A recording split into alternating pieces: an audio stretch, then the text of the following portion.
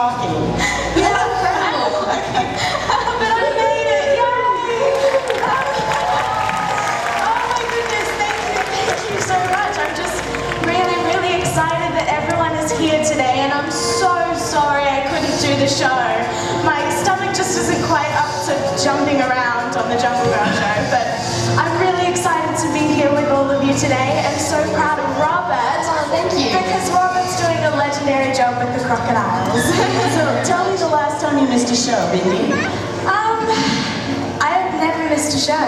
This In is 9 years. This is the first time in 9 years. Since Bindi was 7, she's never missed a show. So she wanted to come out and thank you all for coming. And she's really sorry. So thanks, Bindi. That was awesome. Good job. And Robert, you're doing something for the very first time these school holidays. What are you getting up to? I am tail walk feeding the crocodiles for the very first time. So crocs are amazing. They can jump vertically out of the water, and I'll be doing that on the lovely little ramp over there. It'll be good. That is so exciting. I'm really proud of you. It's all happening today. It's all happening this Easter. It's extremely exciting. And you've got some friends up in the VIP area? Matthew, Chloe. Who's that? I can't see. Who are those guys? These are our wonderful other guests who are visiting as well. Other guests. Yes, you guys are Hello, other legends. guests. And we have something. Oh, he's not out here. Where is he? He's not out here. Oh, okay. I'll pay out on him later. So, Robert, are you ready to feed some crocs? Definitely, I'm so excited. Who are we feeding today, Wes? Okay, Robert, we're feeding Murray the crocodile today. Now, Murray is an awesome crocodile. He's really yellow and he's really unpredictable. So be on your toes, mate, because this guy goes crazy. Okay, let's do Okay, it. good luck with Masa. Huzzah. Hello, there we are. All right, everyone focus your attention to the canal as this large dark shadow slowly makes his way out into the main arena. Here he comes now. Way to work, Robert. He is on you, and it is a warm day, so he is really going to put on the power. Here he comes now. Way to work him in. Oh, man. I'll tell you what, you guys see he looks big from up there. Imagine how he looks to Robert down here. Oh man, he's right under him. I'll take that bucket. You can eat all the room you can get. Here we go. He's getting himself set up for the strike. Don't blink, you miss this one. All right, here we go. Work him in. Here we go. Come on, big fella.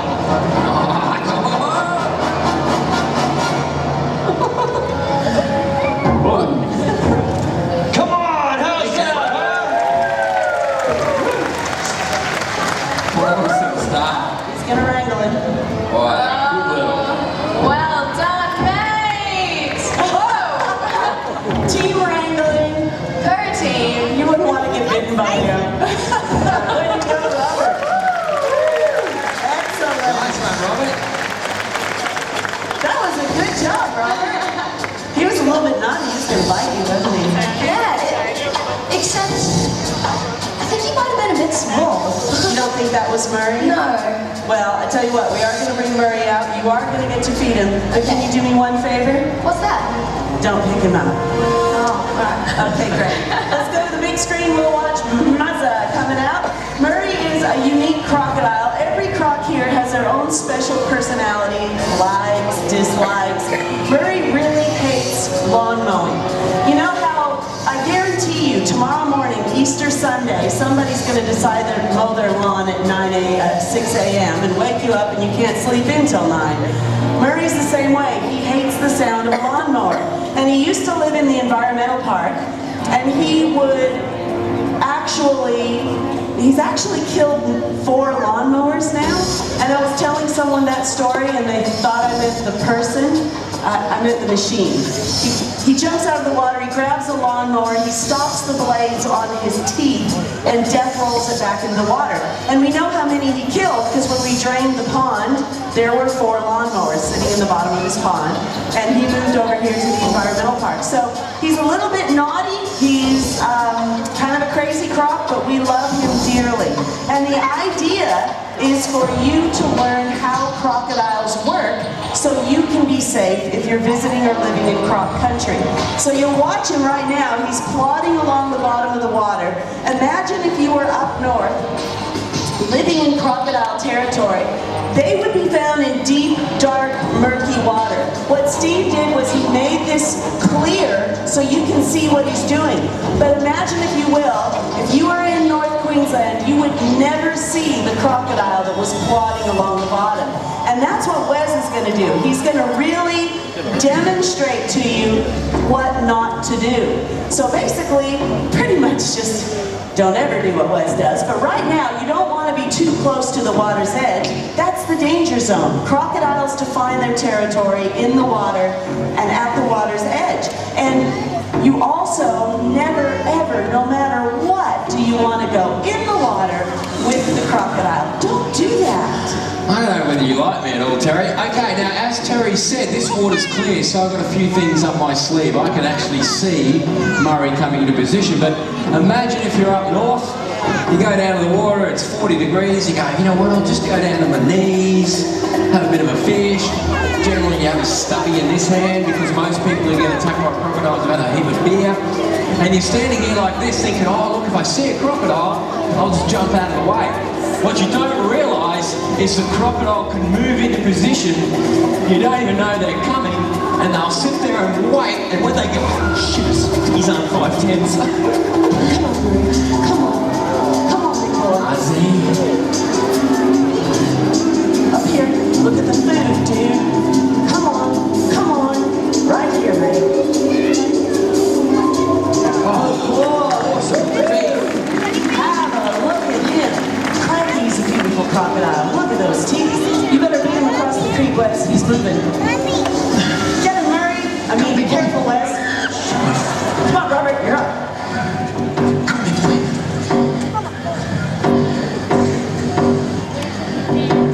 Come on, boy. Woo! Shit, I mean, crikey. Sorry. Man, steady, boy. I think he wants the big bit. Okay, Robert. Okay, Robert, it's up to you, mate. Okay, now, when you're in croc territory, another important thing is to make sure that you're with someone who is slower than you. Kids are really good. Mother-in-law's good too because they're normally quite slow. I love those new Easter words. It's all about an education. Here it is, value, sir. Keep your eye on him. Okay, Murray. Marcy. Murray's going to come straight up out of the water.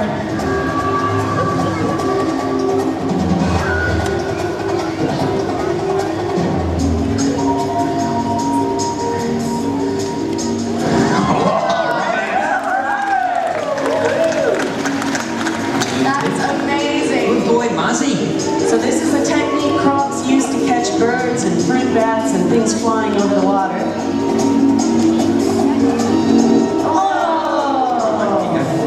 Crikey, it's all about timing. You got it. Good boy, Zane. Murray, look at the food. Oh, did you hear that Jocelyn? How incredible is that? Okay. Ratus. He's gonna get his favorite food. Okay, now these are fresh from the food court. Just fresh from the food court, Liz. It's like a fuzzy little lamington. Just tastes like chicken, look at it. Come and get Robert. I mean, be careful, Robert. Marcy. You just want to make I like Murray. I'm not gonna eat a rat. But it's such a lovely Easter treat.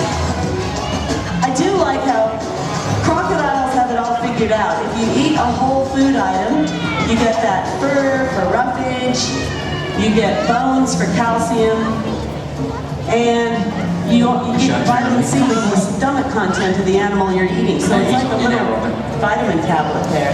Get a little closer. And show that. Oh yeah!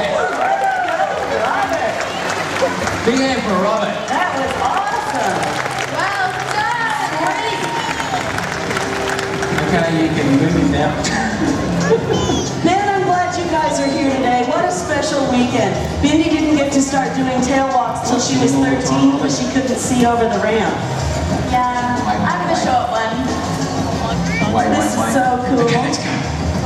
If Steve was still here, he would have started Robert feeding like that in preschool, I can assure you. Man, he's just Okay, let's see if Robert can get Murray all the way out. waiting for his head. Wait. And there, that's it. Nice. No? You set him up, you know where to set him up. Okay, now Robert follows a few simple rules, and that is how to work around crocodiles and to live around crocodiles. Not that much different to what you should be doing when you're up north. The key is, never go down near the water's edge, never enter the water, and you'll never have a problem. And it's just like teaching your kids to cross a road.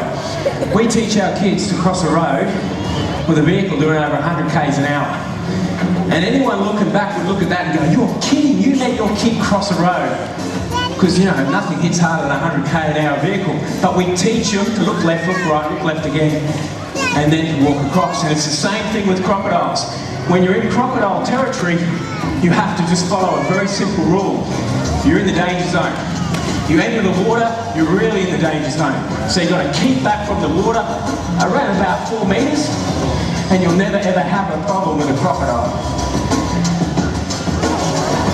Okay, ready? Come here, boy. Nice, mate. Okay, that's good. That was a good strike. Right strike, Robert. Good job, Robert.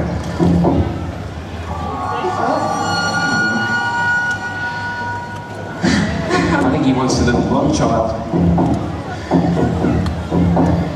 Big hand for Robert. Now on land, I can be pretty comfortable. I can lay here, get up, and get out of the way quicker than he can grab me, because everyone thinks that a crocodile can run out on the highway and death roll you out your Land Rover and your vehicle. Or the crocs live under your bed. Or, you know, people say to me, when a croc attacks you, do you zigzag? Do you do this? Just stick with the zig. I'm serious. Stick with the zig and you'll easily outrun them. What you don't want to do is this.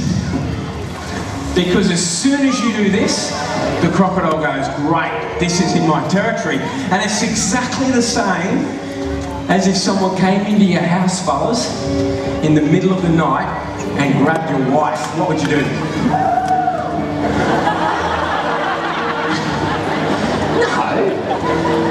Guess it depends on your wife, doesn't it? No. What would you do if someone came into your house, fellas, in the middle of the night and stole your beer out of the fridge? You'd kill them. No, jokes aside, crocodiles have a territory. This is his house. And as long as you don't do this, or go near the edge, you're never ever going to have a problem with them. Dying from a crocodile is so rare. You really have to do a really silly thing, like running out on the middle of the highway or something, getting drunk and falling asleep. That's dangerous. Crocodiles, awesome predators, amazing animals, super easy to avoid. That's awesome, Les. Okay, let's see if we can get Murray really fired up. We've got a special treat for him today. We've got a large food item that's going to simulate a feral pig. No, it's not Josh. It is that piece of meat. Similar hairstyles. I know, he's got that razorback haircut. But we're going to see if Murray can get you an idea of how a crocodile would overcome something in the wild. So if there was a pig launching himself into the water like that, then he would hone in on the vibrations. He would be the unseen predator. He'd get close to the water's edge, and when he figured he could grab that pig, that's when he's going to strike. Let's see what the pig does. Crikey! The pig gets grabbed. Murray's going to try to get that pig back into the water. He knows the only way he can overpower it is to drown it very quickly. Josh is going to simulate a struggling pig, and Murray death rolls! You little ripper! We got a death roll! Murray will roll to spin that animal off its feet. He's doing those big head gloves and getting Josh in the water where he's not supposed to be, and he's using 3,000 pounds per square inch jaw pressure to sink his teeth deep into the flesh of that pig leg, and he loves this. He thinks he's fair dinkum wrestling a pig, and Josh keeps struggling with it, and we'll see what the crocodile's going to do. He's going to try to submerge and drown it. That's his first method of killing a food item, is to pull it under the water. And a crocodile this size at 400 kilos could pull something the size of a cow in the water and drown it. It's truly amazing. So he's seeking that deep water. Josh is pulling him into shallow water. Let's see what he does. This is a really good workout for Josh, by the way. He's going to be able to have lots of chocolate tomorrow. This is incredible. Look at Murray's happy little face. He is not letting go. 3,000 pounds per square inch jaw pressure, more than any other living animal today. And he gets his lunch. Way to go, Josh. That is awesome. Now watch him. He's got to bring that to the surface to swallow it.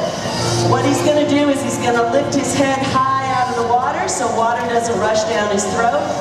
And then he's going to have to swallow it in one bite. And down it goes with that little piece of rope to floss. That's why his teeth are so shiny and white. Look at you, clever. Did you catch that all by yourself? You're a beautiful boy. You will notice that even though I'm right at the water's edge, Murray's not having a go at me. This is a little known scientific fact. It's because Murray's a male crocodile. He's listening to my voice, and he can only do one thing at a time. It's that whole boy thing. The phone's ringing. Oh, I can't get it. I'm eating. That's really funny, Terry. It is funny and accurate, and I'll be quiet so he can think. You know, actually, Terry is right. There are a few ways to tell males and females, but probably the easiest one is you've noticed now that this fella's finished eating, his mouth is actually closed. How can you really tell the difference? And that's a good guy, he's a male. Because if he was a female, he'd be mouth going crazy. That's very funny, Wes. I don't know which is worse, the crocodile or Terry. I think I'll just take the crocodile. I'm now on the work experience program.